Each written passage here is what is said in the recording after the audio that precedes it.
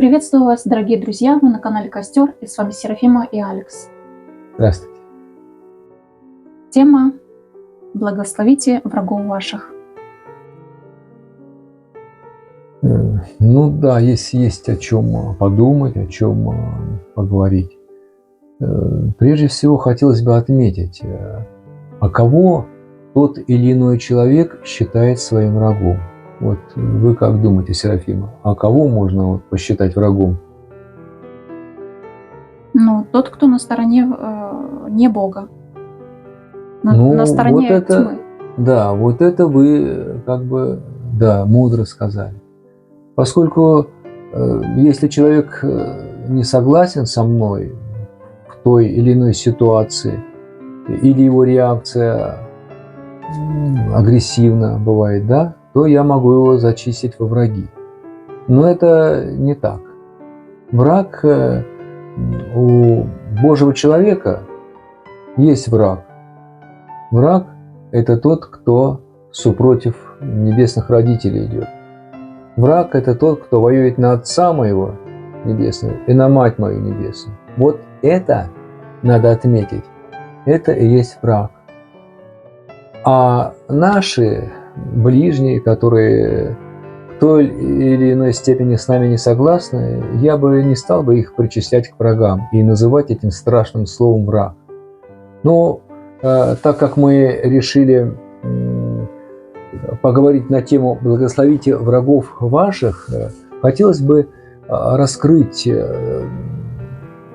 тайну, раскрыть сам процесс благословения. Что подразумевается под этим? Благословите врагов ваших.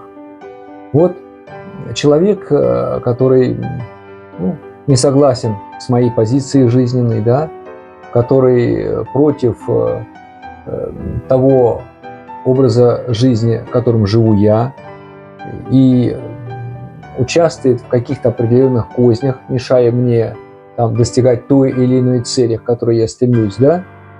Вот как бы я с ним поступил? Что значит его благословить? Ну, вот я ему скажу: я тебя благословляю, а он еще круче будет. Сказать: о, он меня благословляет, давай-ка мы еще подсыпем. Раз и что-то еще мне подставили, да? Вот. Значит, если он против моего пути, которым я иду, да, это означает, что он другого духа. Вот это же в духовном плане мы рассуждаем, да, вот благословите врагов ваших, это же известный евангельский термин, да, слова Христа: благословляйте врагов ваших. Это означает, что сказано для духовных людей, как правильно поступить и что нужно сделать.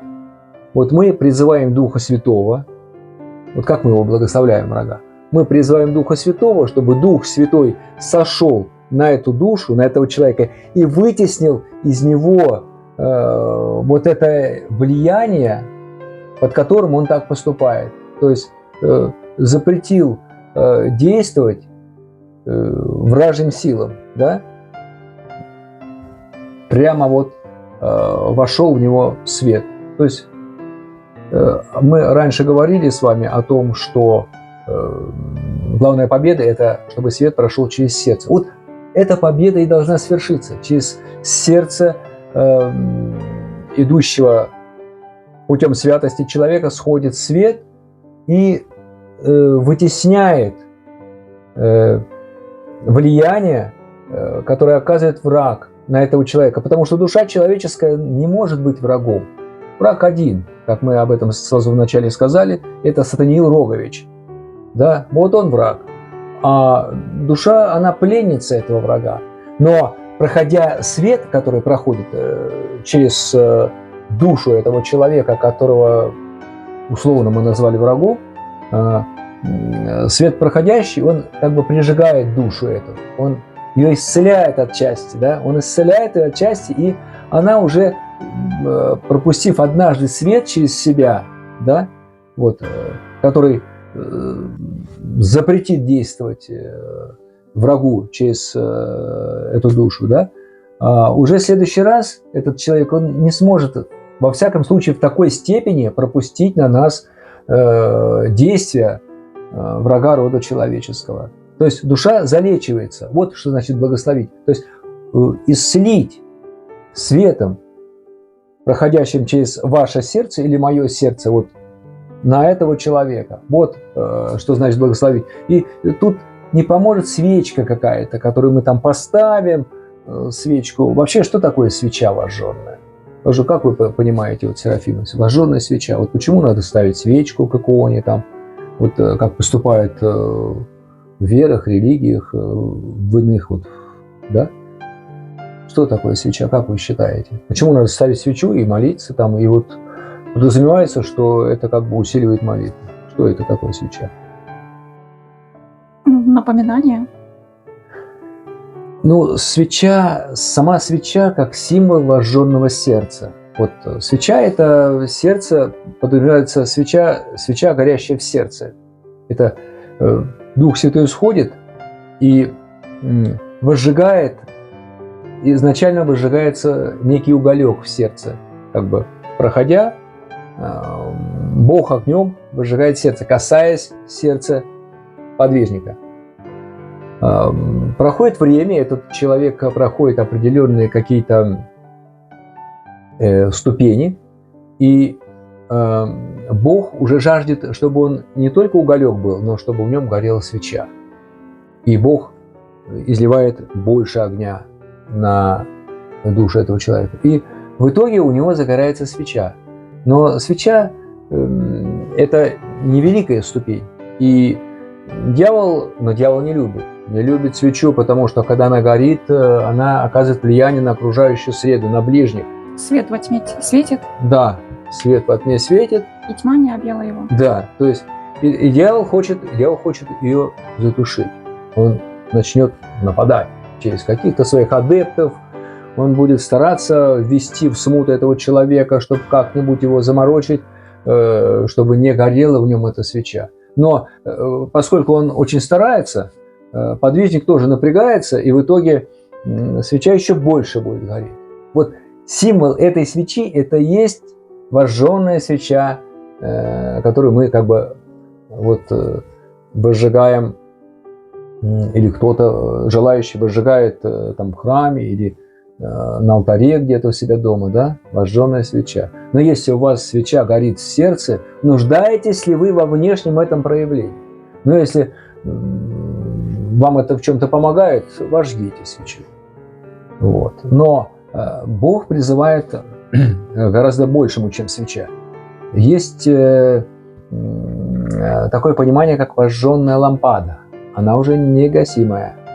И постепенно свеча, проходя через большие испытания, какие-то очистительные процессы, покаяние, конечно же, прозрение более глубинное, подвижник, восходящий путем святости, позволяет Богу возжечь в нем лампаду. Лампада – это уже, так сказать, подразумевается уже более высокая ступень на пути к святости, к совершенству. Лампада. Уже в сердце подвижника горит лампада. Но проходит какое-то время, какие-то годы, да, и если подвижник призывается к более высокой ступени святости, а призываются все, то Бог возжигает в нем негасимый светильник. Светильник. Этот светильник уже своим светом пронзает не только там ближних, окружающий мир, он уже загорается в масштабе Вселенной. Уже этот светильник влияет и на околоземное пространство, и дьявол просто в бешенстве. Ненавидит такого человека, он ненавидит, потому что это уже преданный воин света. Это вот, как мы с вами говорили однажды, душа, видимо, пришла уже не первый раз, а третий как минимум. Это уже воин, и за ним будет стоять сам Бог. Да. Мы говорим о благословении врагов наших. Вот О смотрите. прощении. Но, да, ну, это и есть прощение. Да, прощение – это и есть благословение. Да, благословляйте врагов ваших. О прощении. Но, видим, идет война. Вот. Совершается ли благословение врагов наших? По нашему, вот, как мы сейчас это преподносим, совершается ли прощение и благословение врагов наших, если мы туда посылаем ракеты на них, а они посылают на нас? Или они посылают на нас, и мы в ответ на них посылаем. Да? Взаимное противоречие не ударит по одной щеке, подставив другую, а кинули тебе, а ты ему еще в 2 раза больше. То есть все наоборот. Явное противоречие. Вот. Почему происходит так, что мы вот не прощаем их и не благословляем врагов наших, а посылаем на них смерть? Это смерть. Зуб за зуб, это называется. Вот. Что же свершилось? Вот вы как думаете, Серафим?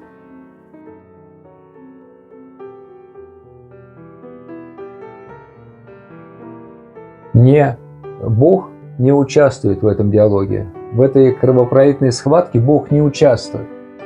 Надо так сказать. У Бога нет никакой войны. Война – это разговор на языке врага рода человеческого и врага, стоящего на войну с Богом. Вот. Если бы, вот представьте себе,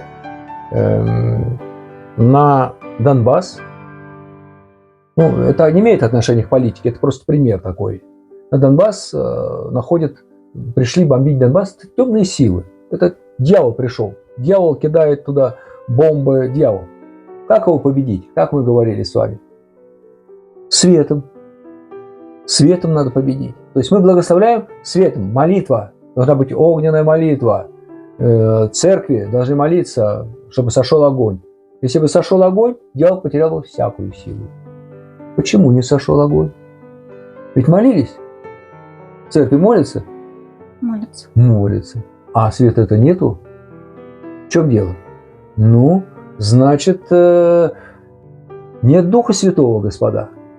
Вот. Вот открывается несработающее таинство благословения по завету Христа, как он 2000 лет назад с лишним говорил: благословляйте врагов ваших. Не сработало. Да. Хотя терпели, вот люди погибали, и вот не сработало. Значит, что нужно? Каяться. Церквям нужно каяться, что нет Святого Духа. И не обязательно только здесь у нас, также и католическая церковь, и те же все конфессии виновны, вот, можно так сказать.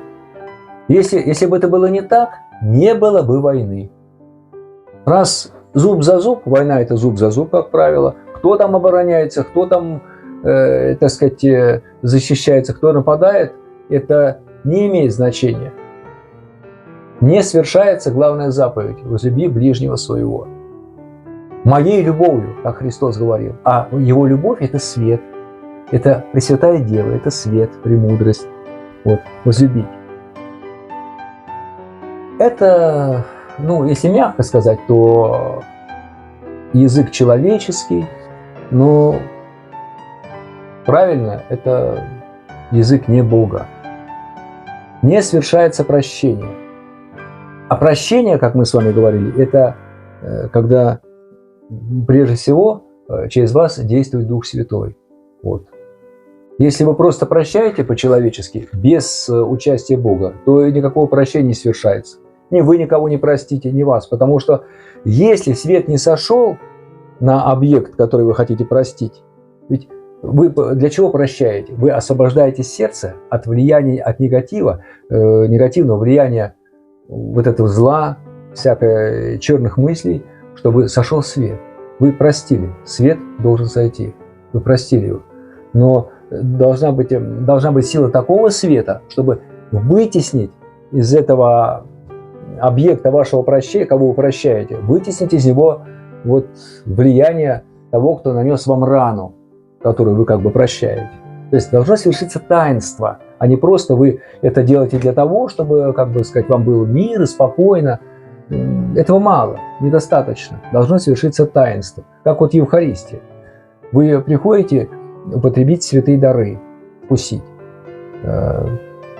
Ну, вы знаете, что на лжице вы вкушаете живого Бога, да? То есть плоть и кровь Господня, как это принято традиционно понимать, но в Духе Святом это живой Бог, то есть Его божественные частицы.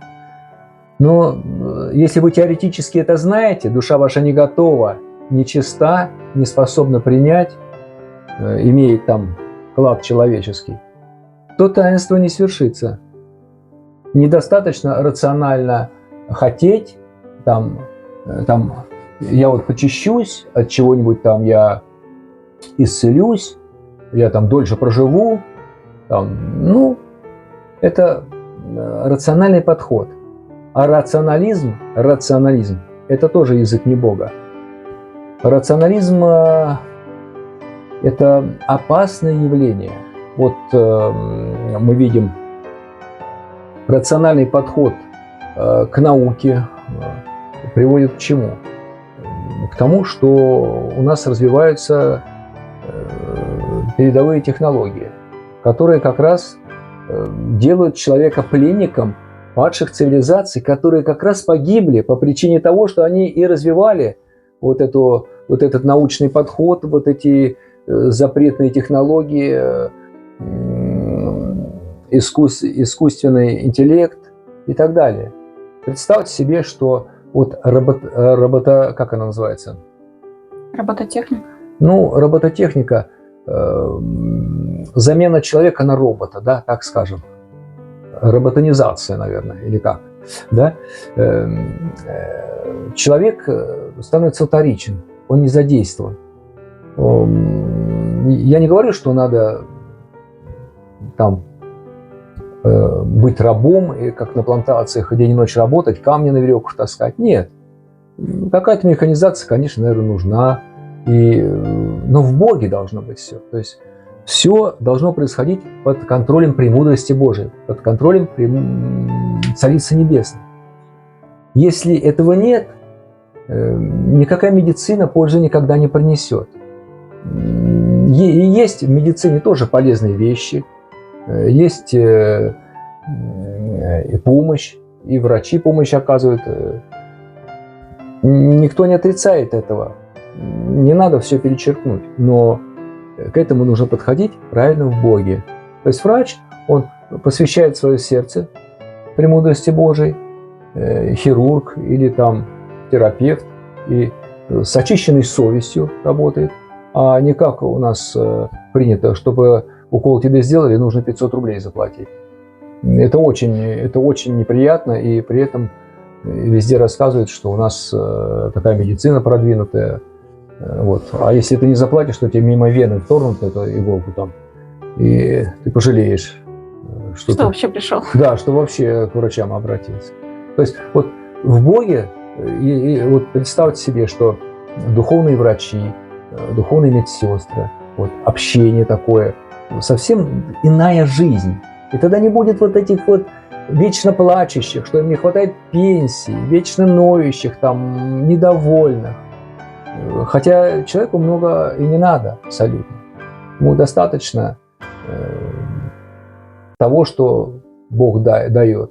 Вполне достаточно. Просто желание, амбиции, видит у кого-то вот яхты там, и все, и голова кружится. Давайте мне яхту. Вот. Если кому-то можно.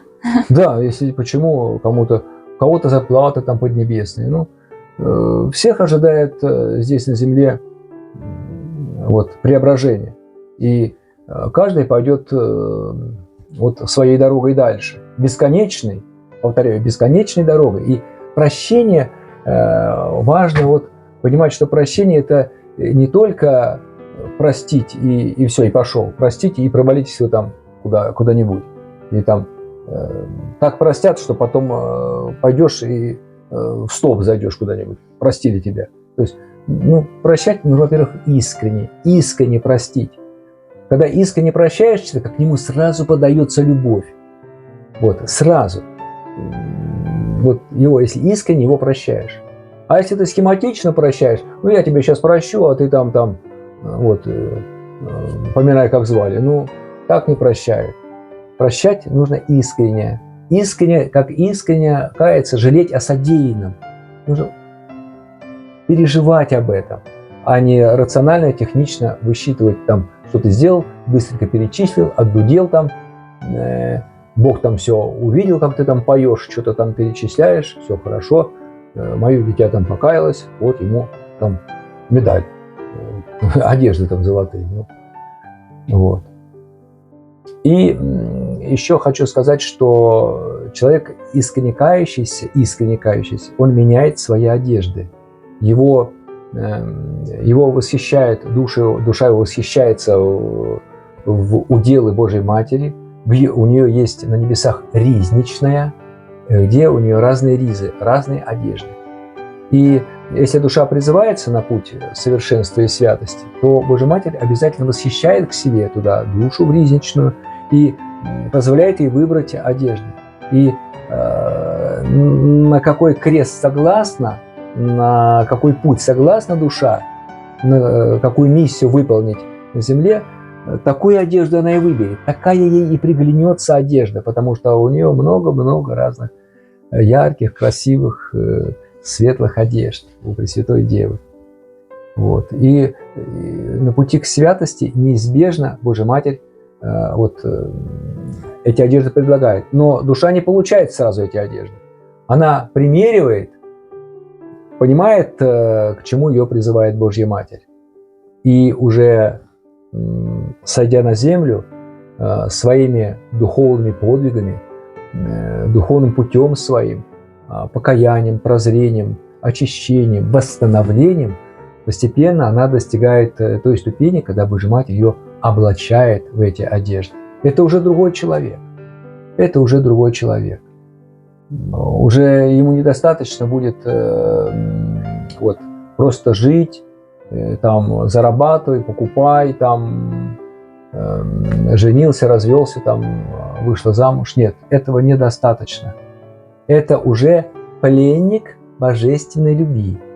Не раб Божий, который там что-то такое в веригах весь, в веревках перевязанный, в мешковине ходит там, Божий раб там, а его там кнутом там кто-то там его еще, так сказать, погоняет. Нет, не такой раб. Раб любви – это человек, который не может без божественной пищи. Он жаждет. Он не может без Евхаристии. Дай мне вкусить от твоих даров, Отец. Дай мне, Мать, накорми меня твоим небесным млеком. Вот и Божья Матерь, милосердная Мать, она окормляет. Ведь поверьте, что причаститься – это не обязательно надо вино и хлеб вкусить. Причастить могут ангелы прямо принести и в сердце вложить. Ведь эта пища, которую мы принимаем, вино и хлеб, освященные, дары, которые присуществляются, это же прежде всего огонь, прежде всего свет. А этот свет, по милости, Бог может и так вложить в сердце, может вложить в Евхаристию. Если у вас нет возможности, допустим, причаститься, но вы очень просите и очень нуждаетесь.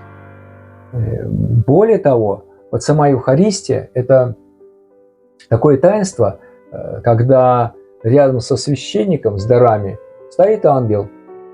И если человек недостоин причаститься, ведь и колдуны же пойдут причащаться, а почему бы нам, они считают, почему бы им бы не покушать там, энергия, там, все это продлить, там, свою там черную жизнь, удлинить. Они же тоже хотят там украсть там Ну вот ангел на подходе такого человека недостойного, он вынимает божество оттуда, и изымает божество из лжицы, в которой евхаристическая трапеза. И этот человек вкушает просто вино и хлеб. Бога там нет. Вот. Очень премудро Бог сотворил свое таинство это. Но хочу сказать, что вот светильник, как мы говорили, значит, свеча возжигается, лампада, светильник зажигается. Значит, следующее таинство, если вот идти дальше путем посвящения, глубже преподать их Божьей Матери, то в сердце начертается чаша Грааля, начертается. Если некогда ученики вкушали из этой чаши, то в последние времена Бог дарит ее прямо в сердце, втесняет своим верным. Она втесняется, чаша Грааля. И уже в эту чашу подаются дары. И уже сам подвижник становится евхаристичен, светло евхаристичен.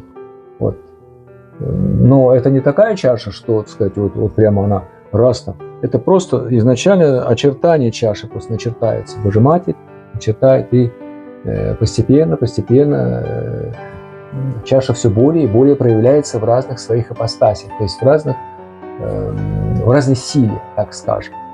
Вот. Но это уже я, так сказать, заглянул очень-очень достаточно далеко.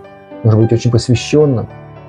А посвященный человек, посвященных может посвятить только вот идущие высоко зашедшие уже подвижники. Невозможно самому себя там, вот я посвящаю, и все. И теперь вот у меня там будет и свеча, и лампада, и светильник, и чаша. Нет, нужно вот искать таких старцев, которые сами глубоко посвящены, и входить в этот процесс постепенно, прощая, благословляя, чтобы не было войн, чтобы не было... Чтобы был мир. Да, чтобы был мир. Да, мир Божий, чтобы везде был Божий мир, не просто мир. Потому что олигархи тоже любят мир, там, но у них свой кумир. Вот, золотой телец. Нужно, чтобы мир был божественный, источался из сердец, в которых запечатлены лампады, светильники и чаши Грааля. И вся Вселенная, чтобы окормлялась. Вот так готовит Бог преображение земли. Вот такие тайны сегодня открываются. Благодарю за огненную беседу. Пожалуйста, Было пожалуйста. очень приятно. Взаимно. Всего доброго. Ждем ваших лайков и подписок. Комментов ждем. До свидания. До новых встреч, дорогие друзья.